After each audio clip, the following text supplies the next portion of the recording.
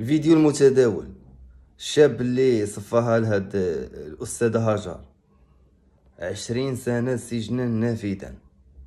20 سنة سجنا نافذا. ضيعتي حياتك، ضيعتي والديك، دمرتي مستقبلك، ودمرتي هذيك الانسانه مسكينه اللي كان قدامها واحد المستقبل، واللي هي كانت كتقري الوليدات. لا حول ولا قوه الا بالله. باش الاستاذ ديالك راه كاد الاستاذ ان يكون رسولا. استاذ خصك تحترمو، ما خصكش تقلل الاحترام.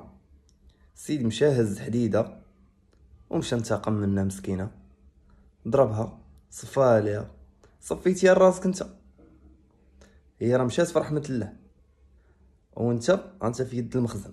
20 سنه، 20 سنه تموت بالفقص.